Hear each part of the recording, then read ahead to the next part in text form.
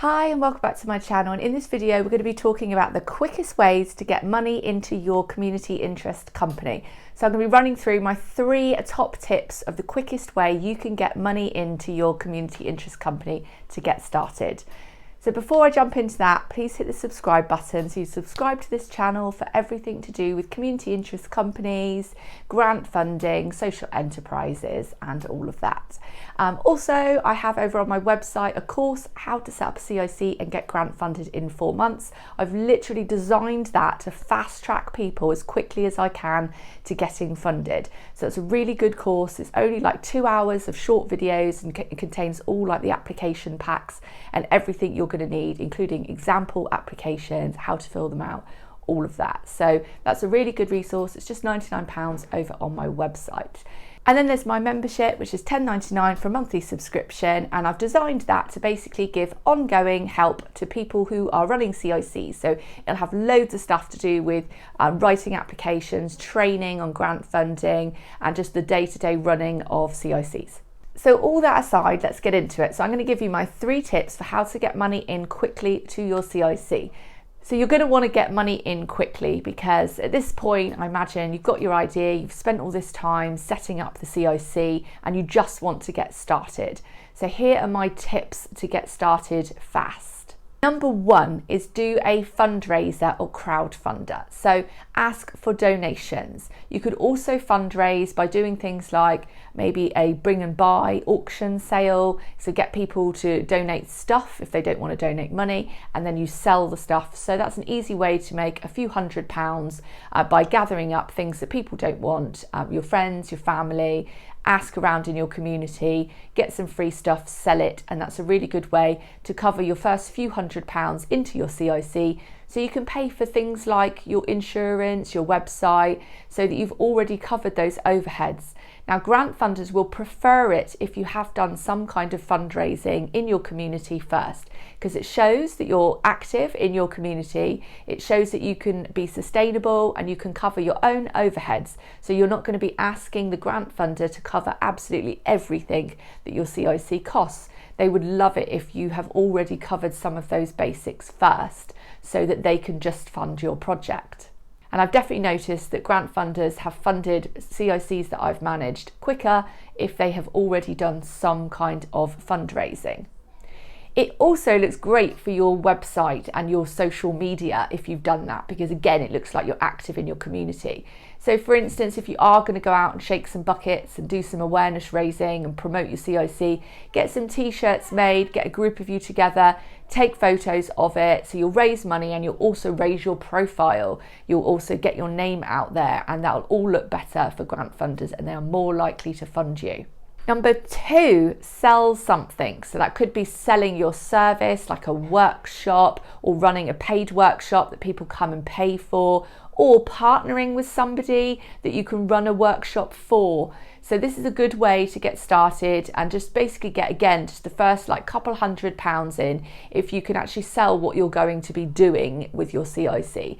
So for example, I'm an artist, so there's lots of times where I have partnered with somebody and done a workshop and got paid to do that. That might be for my local NHS, for a local school, a local community project like a youth club. So there's lots of ways you could just approach other partners in your community. It's a great way to make partner links anyway, and just basically just do a workshop or whatever it is you're selling for them. And again, grant funders will love that because you can say, look, we've match funded this money in. So what match funding is when you've already got some other money from another source and then you're matching it into the grant pot that you're applying for from the grant funder. So for example, say I've managed to raise £500 from other income sources like fundraising or doing some workshops that I've charged for. And then I'm going to go to the lottery, I'm going to write my application for £10,000 and I'm going to say I've already got £5,000 that I can match fund in against that 10,000, and that 500 has covered some of my overheads. So then they're going to be like, well, we're going to be much more likely to give somebody £10,000 if they've already got that first 500 and the overheads covered. If you think about it from their point of view, you're just going to look a lot more sustainable, reliable, and it looks like your account is more active. You're not just handing the grant funder empty bank accounts. So tip number 3 is get those grant funding applications in straight away.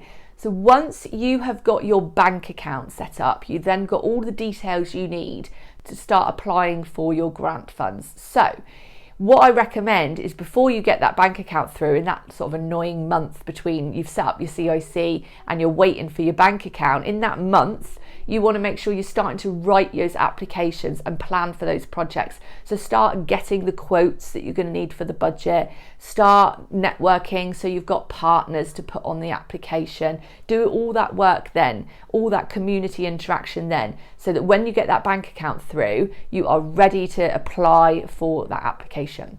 The other thing is you want to go for grant funders that are most likely to fund you first, and also ones that don't mind funding brand new CICs. So lots of grant funders aren't too keen. For example, Children in Need, don't apply for Children in Need straight away. They won't give it to you. They want to see that you're already doing stuff. So wait for that for later on. So the good ones to apply for first, that are most likely to get it, are National Lottery Community Fund for £10,000. Now that takes about 12 weeks to assess. So you want to make sure you've, like I said, you've done all that work first, so you get it in straight away so that you can get that in the pipeline. So say you've opened your CIC, it's taken a month to set up your bank account and do all that prep work, then you apply, and then say 3 months then till you get then your application approved. So that's 4 months.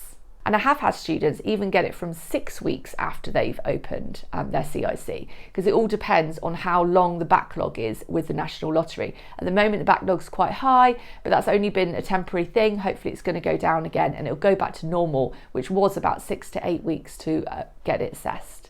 Another one is the Arts Council. If you are an artist, you're running some kind of arts community project, they're a great one. They will approve grants to people who are brand new CICs, that's no problem. You can also do an individual application if you're an artist, even before you do your CIC, so that you get the individual one in first while you're setting up your CIC. And then once your CIC is set up, then you can actually do another application for your CIC. So I've done that for years and that works really well. Now, the Arts Council take around 8 weeks, 6 to 8 weeks to approve your application. If you get rejected, they give you good feedback and you can put it in again. And another one is the Heritage Lottery. So my partner's got CIC and his first grant fund that he got was the Heritage Lottery. They are absolutely fine to give it to new projects, new CICs. 10,000 again is the lowest level one. You always want to go for the smaller pots first. Don't ever go for those bigger pots first, because you need to run pilot projects first and actually prove yourself. So always go for those 10,000 pots first. Another one is Unlimited UNLTD. Now, the only thing is I've been recommending them on this channel because they have one that's for startups. But I have to be honest, none of my students have actually got it. It seems to be extremely difficult to get. So by all means do apply, and I always tell people apply because someone's going to get it. But just be aware that I have hundreds of students that come through this channel and that I recommend and that I work with and mentor, and I've been helping them with their applications, and as yet nobody has actually got it. So the ones that I do know people are getting first time brand new CICs are Heritage Lottery, Arts Council and Community Fund for the National Lottery. Also, you want to check out your local providers. So your local community foundation, for instance, will have a list of local grant funders. Go for them. So I have had brand new CICs that have got funding through their local councils and the local community funds. So do also explore those, but that can be up and down depending on what area you live in. So you'll have to check out what's available in your area. So I hope that was useful, and I hope that gets you started fast. So if you love this video, please hit the subscribe button and do go over and join my membership. It's only $10.99, because if you think this channel is good value, that is way more value. So do go and subscribe to that.